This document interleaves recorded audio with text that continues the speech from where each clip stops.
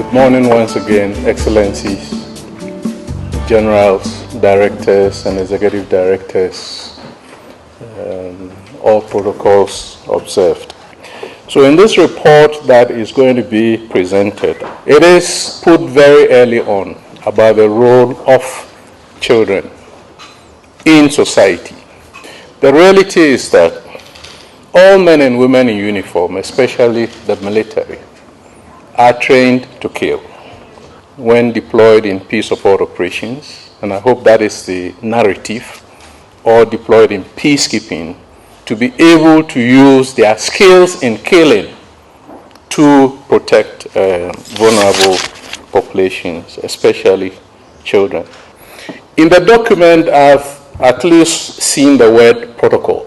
One of the protocols could be positive identification, to inculcate in the soldier that, yes, your purpose is to kill the enemy there. But in modern conflict, intrastate, the actors do not respect international norms and therefore recruit children. Once again, thanks to the organizers, especially my friend and brother, Francis Onditi, for inviting APSTA, not me, to be part of this process.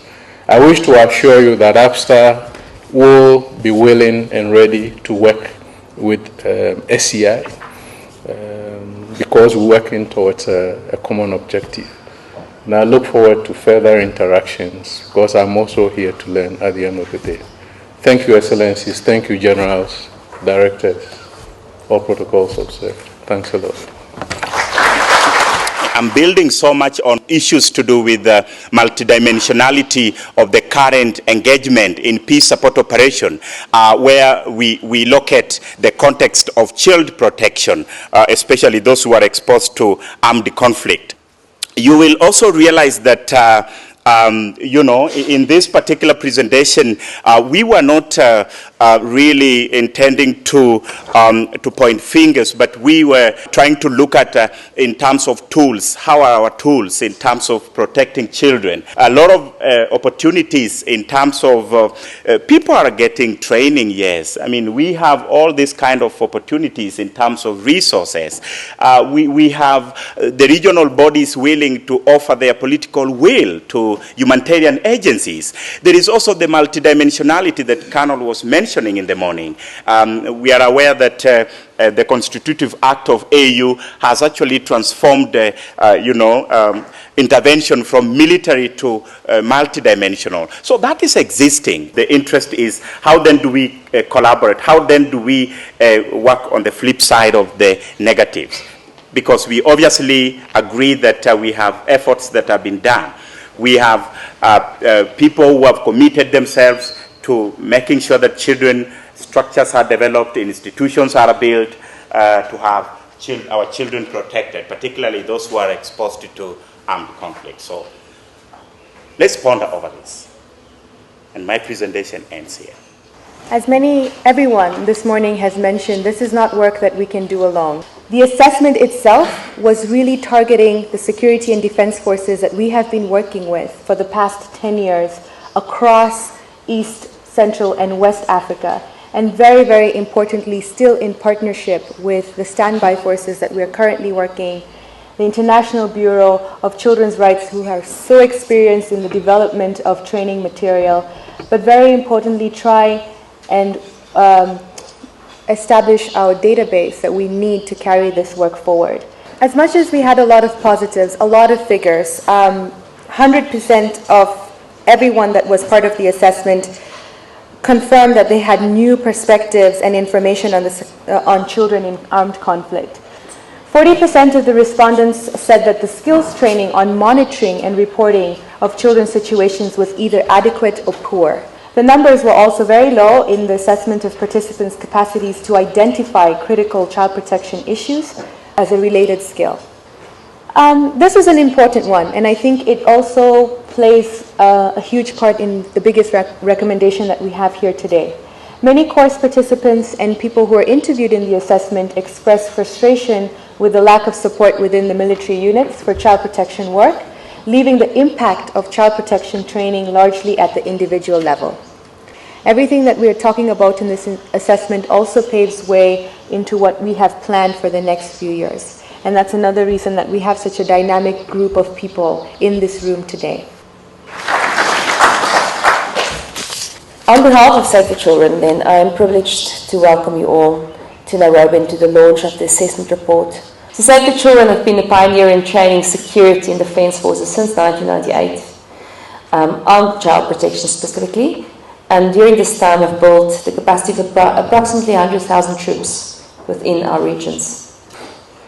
This report is the first in its kind for Save the Children in presenting behavioural change within security and defence forces and capturing the voices of those previously trained through recommendations generated from focus group discussions. So I do hope that this will not only be information, this will not only be a report that is read, maybe even just executive summary, but this will be a report that will speak of evidence of change behaviour. Thank you.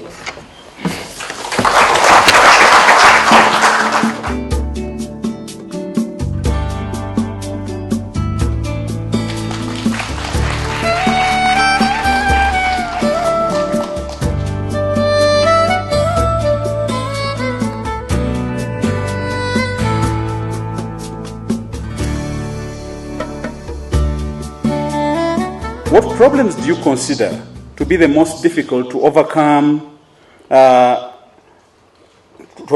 relating to children in armed conflict? And why? In what ways could training for service personnel be better used to address the problems? I would like these questions to be for all of us. It is rather easy to step on the plane in Addis, to go to Nairobi. It takes about 1.5 hours to fly. Some wants to fly in business class. That's also a problem. And then to come here. It's easy, it's comfortable, and we are, discussing the same issues over and over and over again. But to go out in the field and start applying what we have been studying, assessing, etc., that's very, very difficult. But the thing is, how can we go from the classroom, from the conference halls, into the field and start making use of all the knowledge that everyone has? Issues of procurement of huge arms in our countries when we are at peace. That is a problem. So the issue is, can we have a vision or future for African countries so that we don't procure these arms unnecessarily, so that when we know we are going to have conflict or violence, the arms are easily accessible. I want to end by saying the lesser arms we have, the lesser conflict we'll have in Africa. Thank you. Some of these programs are funded with donor funds. The same donors fund the same programs. You see, so you write a proposal, I write a proposal, the other person writes to the same donor. So there is competition to access funding. The core funding should not be allowed to come from outside. If it does, then you lose your own what? Your own ownership. And you can't dictate the pace of where you want to go. We cannot harmonize any form of training, including child protection, by individual regional approaches, because invariably the mandate will come from the African Union, albeit that some regs say that they have the right to mandate their own deployments. But there is more gravitas if it comes from the AU. So the AU should be the lead in synergizing, coordinating the efforts among the respective regions in developing harmonized programs.